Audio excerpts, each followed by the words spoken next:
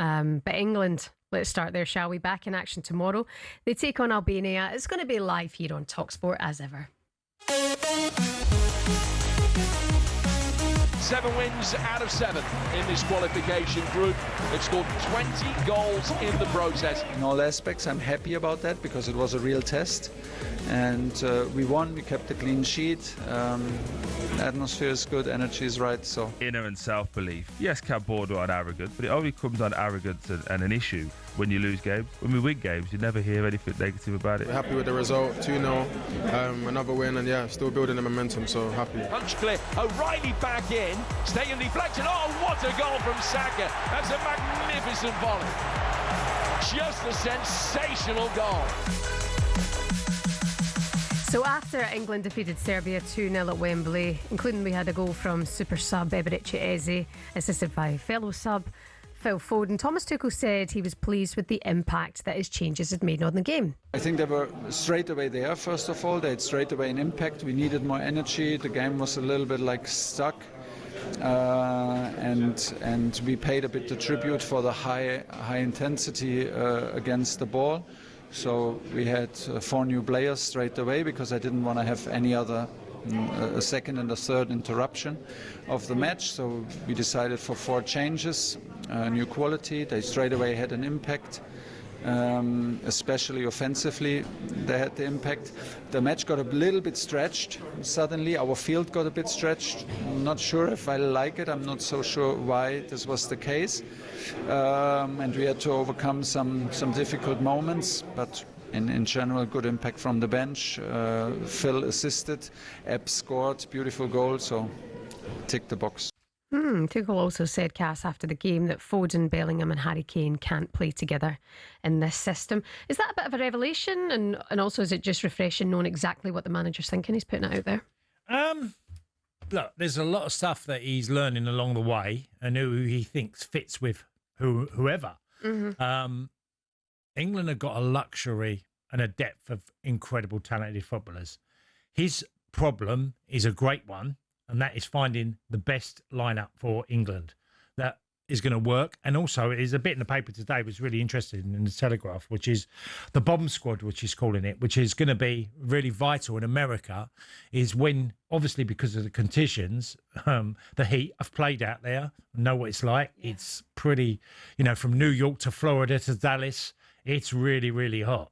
If you're in any of these locations, the changes are going to make an ultimate difference because you're going to need a bomb squad for players, to come on and have a massive impact in games. Yeah. So he's got challenges. It's finding the right solutions. I think Eze's the big one for me. As a sub.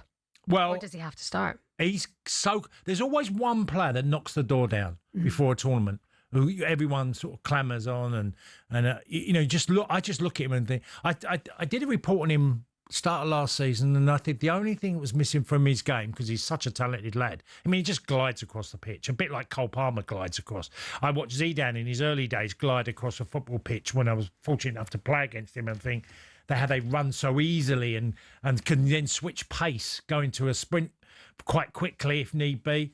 And Eze's got that. Mm-hmm. But the finishing is the one thing that Crystal Palace fans will tell you this, that he didn't get enough goals.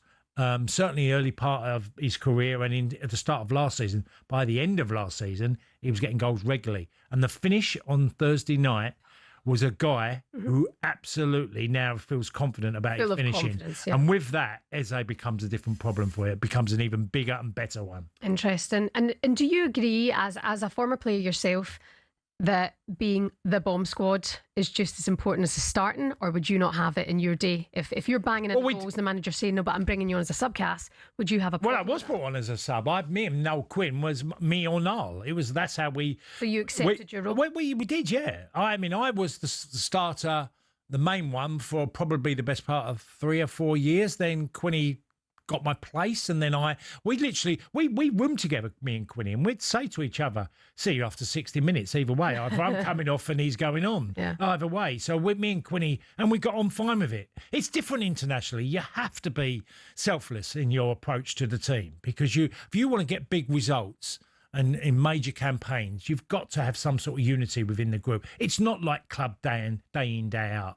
And England will need a bomb squad and have that luxury because the games and people will get leggy. Some people will really suffer. We had Steve Staunton who couldn't breathe when he was playing. We played at midday in Florida at 12 o'clock. 12 o'clock midday. It was about 112 degrees.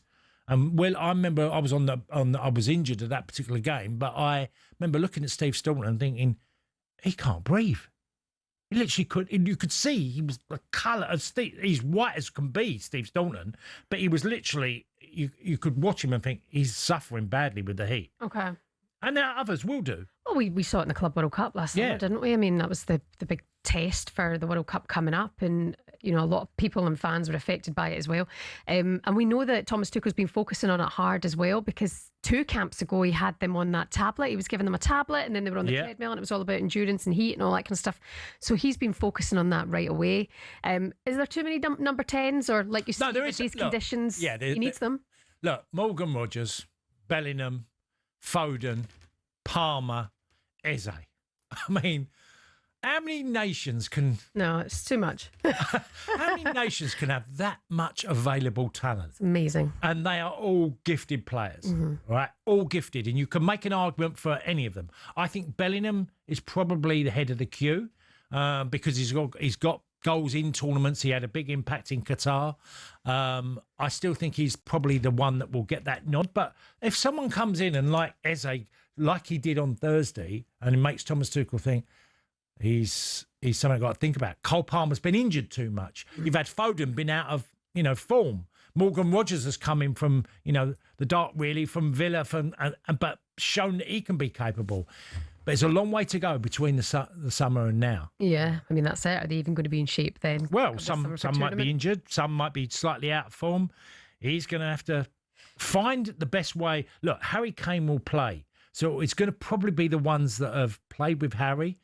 Harry's vital to Tuchel. You can tell by the way he talks. Yeah. And that's why I think Bellingham will get the nod, because he's already played with Kane a hell of a lot and it's fitted. It's worked. Absolutely.